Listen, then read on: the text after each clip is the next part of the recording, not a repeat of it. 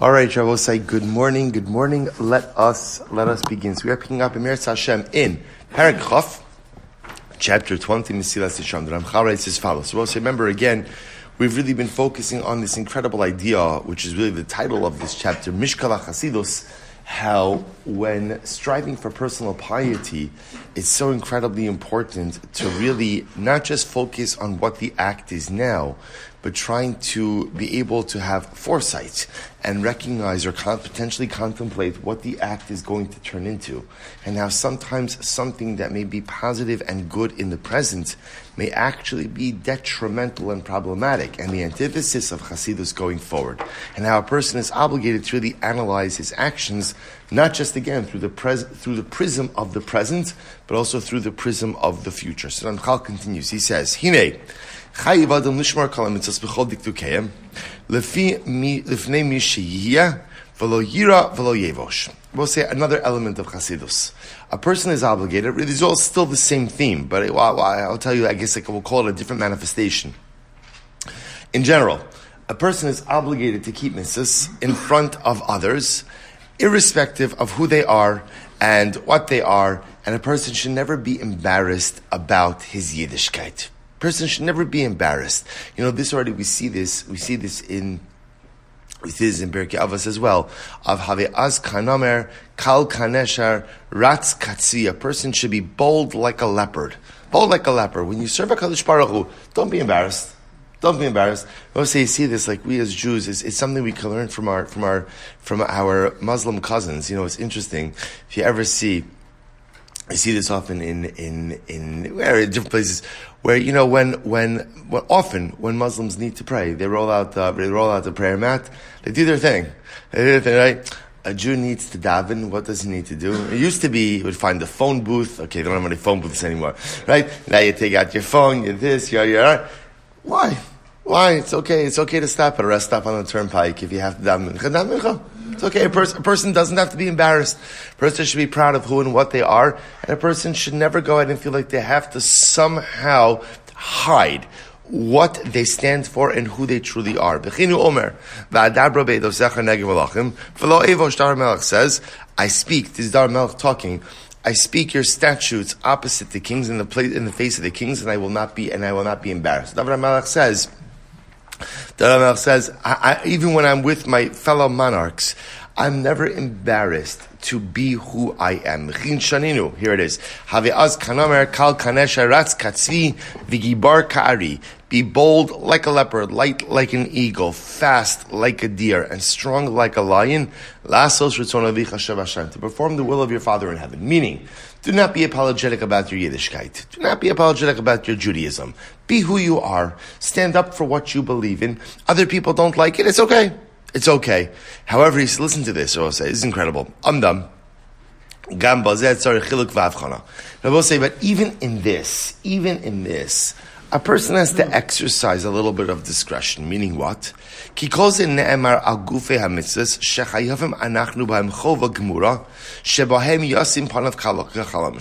this referring to? This is referring to mitzvahs, right? To what we'll call actual mitzvahs.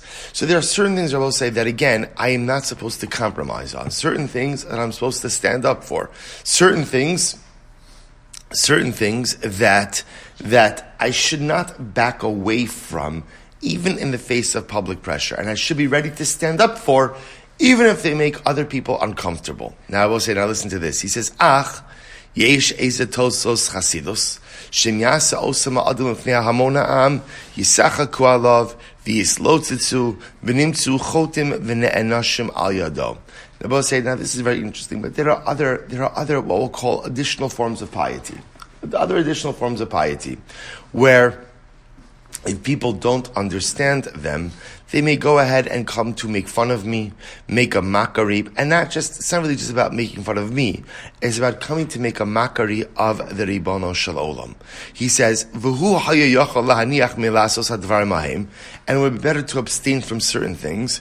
Ki einam chova muchlatas, because at the end of the day, it's not an explicit obligation. And I will say, now this is really something incredibly interesting. So what the Ramchal is talking about over here is, there are certain times within our Yiddishkeit that we have to stand up for, and I don't mean stand up because like someone's opposing, but I have to practice my religion.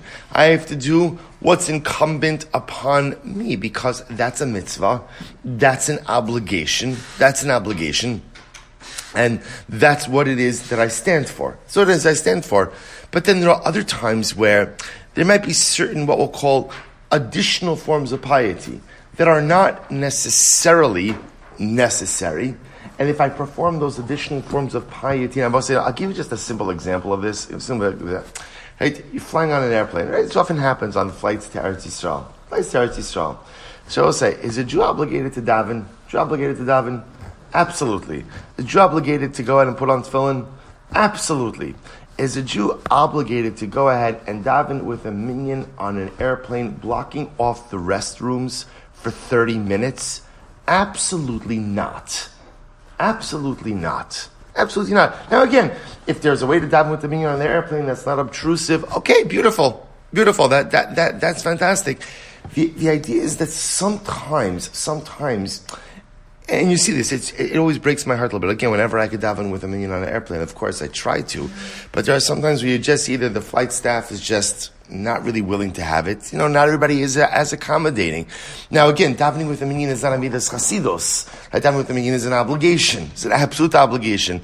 But on an airplane, one could make an argument in different ways. But Lamaisa, the point that Ramchal is making over here is that a person has to know there are certain things in my Yiddishkeit that are obligatory that I can't compromise on. And I have to be willing to go ahead and perform those things, even if somehow they don't find favor in the eyes of others, they irk others, they upset others. Okay, sometimes that's the price of being Jewish. But Lamaisa, there are other forms of additional piety, which, if they're going to cause friction, don't do it. Don't do it again. I'll say a lot of these things, and I want to point out, this comes up in many different types of situations. This could come up in families where there are people of varying levels of observance. And so sometimes, again, families take well to observant members, families don't take well to observant members. And so you have to figure out, you want to be part of a collective, you want to be part of a group, you have to figure out how to navigate, right? What should I do? What shouldn't I do? What's worth it to make a stand over? What don't I have to make a stand over? And again, I will say, it requires chachma.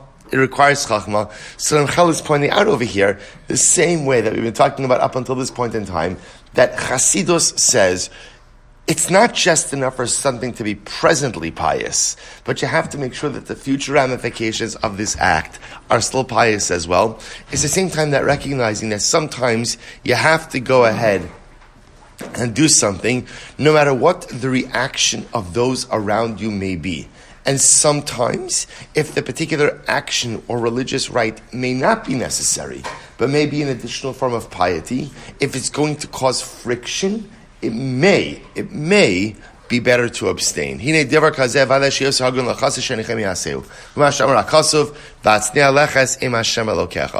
is ultimately, again, what the pasuk in Micha means when it says, be modest when you walk with Hashem. Now I will say, it's interesting, because what it's saying is sometimes modesty says that you don't do something even though it's good. Because the potential fallout, the potential negativity of it could be something that's a bit more negative, and therefore, again, better to abstain. V'kama chasidim gidolim hanichu miminhagi chasidusam biyosam bein hamona am mishum demechse ki yuhura. So this is very interesting. You find this, that many of the great leaders, many of the great chasidim, when they were with other people, did not engage in their personal forms of piety, right? Why? Because it would look like arrogance. So we have this concept that sometimes I personally might have certain things that I do, that there are certain stringencies that I do, which is beautiful, which everybody should take on additional stuff for themselves.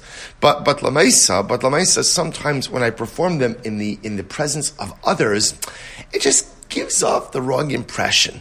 Right? It just, so the Ramchal says over here that sometimes it's better to abstain. Better to abstain. Klal shal davar. So therefore, here the Ramchal says, here's the klal, here's the principle. Kol mashu ikar b'mitzvah. Rabbi say anything that is a primary mitzvah. In other words, we'll say if something is a halacha, yasir lifnei kol malik. Rabbi say this is very important because sometimes what the Ramchal is saying is sometimes people take this concept too far, like in the other direction. That if something is going to ruffle feathers, they won't do it. Rabbi say, life is all about ruffling feathers. What do I mean by that? Let's say, if you never ruffle feathers, you know what that means? You know what that means? It means you're not doing anything in life. You know, like the Chassam Sofer had a phrase. Chassam Sofer had a saying. He said, any Rav, any rabbi who's beloved by all of his congregants is not doing his job. Right? Any rabbi who's despised by all of his congregants, he says, is not a mensch. It's not a mensch. So I'll say, so Lamaisa, and it's true, it's not just true by the rabbis, it's true in life. It's true in life. There are people who don't ruffle any feathers.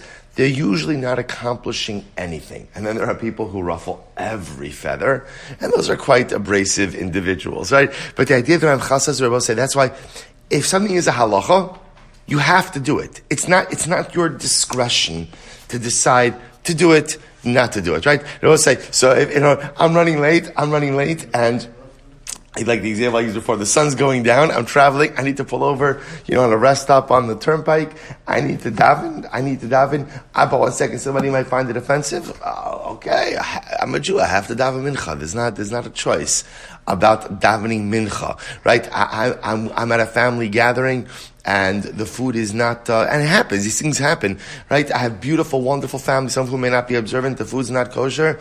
Again, I can't, not even the salad, I can't, I can't.